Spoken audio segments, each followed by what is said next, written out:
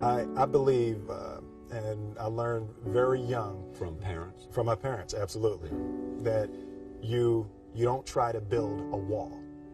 You don't set out to build a wall. You don't say, I'm going to build the biggest, baddest, greatest wall that's ever been built. You don't start there. You say, I'm going to lay this brick as perfectly as a brick can be laid. There will not be one brick on the face of the earth that's going to be laid better than this brick that I'm going to lay in this next 10 minutes. And you do that every single day. And soon you have a wall. And soon you have a wall. And I think psychologically, the advantage that gives me over a lot of people that I have been in competition with in different situations is it's difficult to take the first step when you look how big the task is.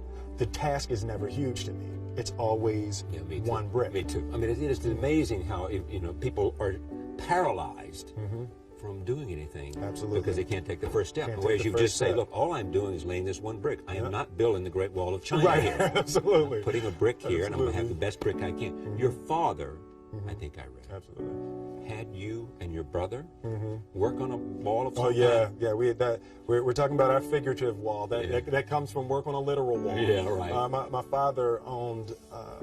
It actually was an old bakery when I was growing up. My father was an electrician and a refrigeration man. We would install supermarkets. You see the long freezer cases in supermarkets. We would install those long freezer cases and all the lights.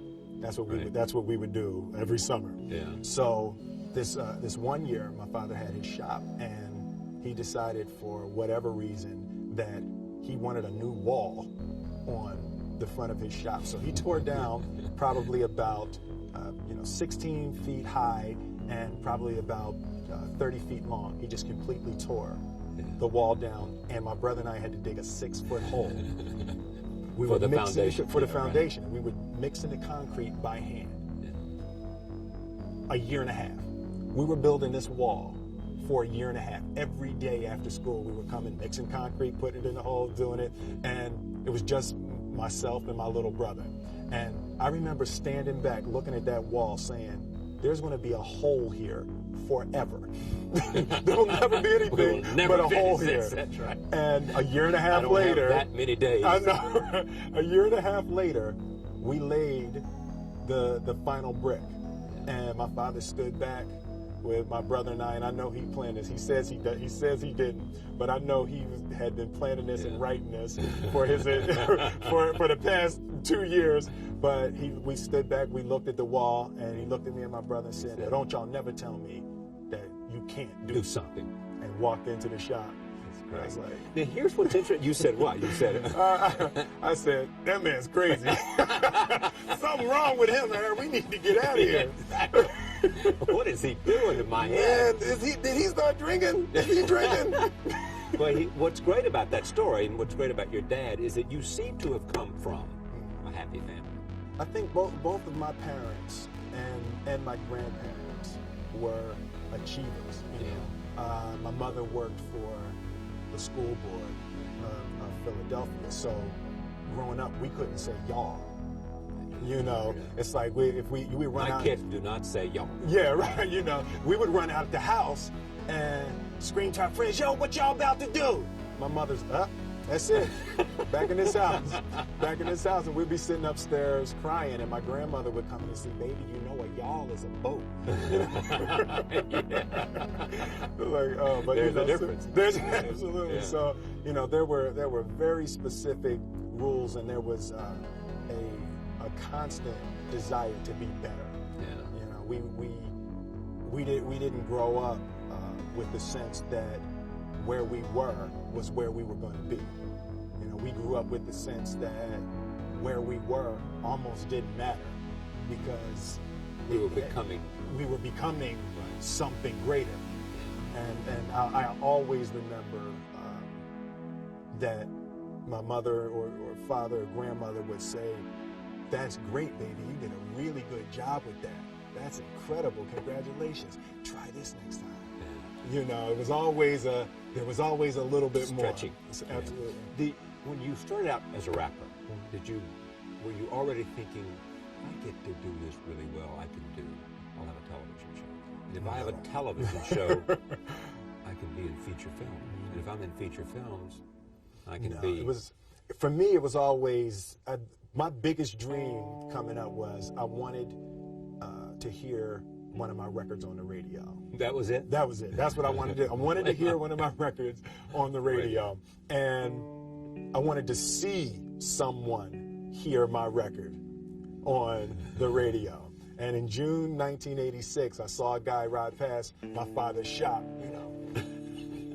dropping his head, So from that point, I've really been beyond my dreams. And even with the first Grammy nomination, we were beyond anything. When we recorded, we didn't say, "Wow, it would be cool to be." We just want to hear it on the radio. We just want to hear it on the radio, Yeah. And from that point, I've been trying to catch up with my dreams. Your dreams. So in other words, the reality has been ahead of whatever you imagined. But the reality has been so far ahead of what I would lay in the bed at night and say, wow, it would be wonderful if. You couldn't imagine. Your movies have grossed, I think, more than $2 billion. They had 2.2, but why would you know? Over 2.2. I don't pay attention to that stuff. How does the ambition play for you? In other words, I mean, are you saying it comes to you, or it was somebody else's idea that if you can do rap and if you can win Grammys, then you can do Fresh Prince. If you can do Fresh Prince, then you can do whatever the first role was. And if you can do that, then you and Tommy Lee Jones can make Men in Black.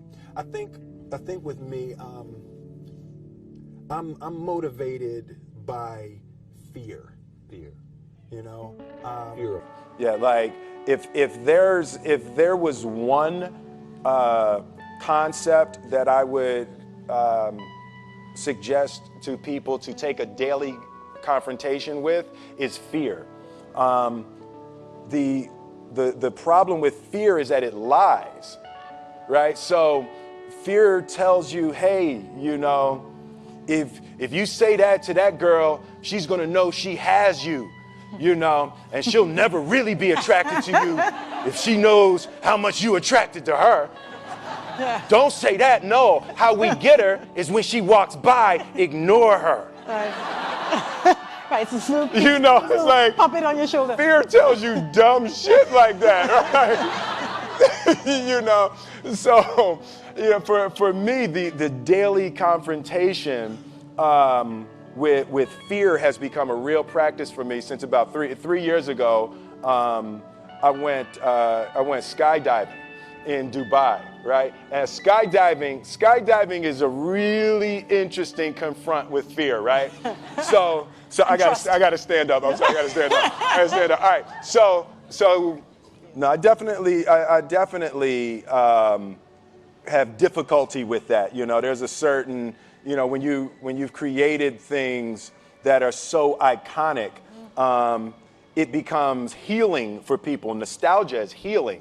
To the Fresh Prince theme is healing to hear that, and it just harkens back to a time and a feeling and an energy, that is a beautiful way to help relieve some little touch of suffering, So when people see me or the Fresh Prince, and even during that time, the movies that I made while I was making the Fresh Prince, so it was the Fresh Prince during the winter.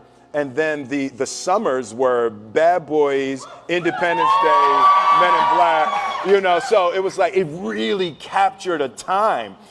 So it's very difficult. I wouldn't have it any other way. I love being able to make people smile and cheer, over that. But I also am going to boldly go to new creation. Even something like the decision. I had the two screenplays in front of me for the Independence Day 2 and for Suicide Squad. So I had to choose between the two of those. And even the choice of going to Suicide Squad, nothing about the qualities of the movies, but the choice of trying to go forward versus clinging and clawing backwards, So I do want to aggressively go forward and do new things and create and hopefully be able to stumble upon a new heyday.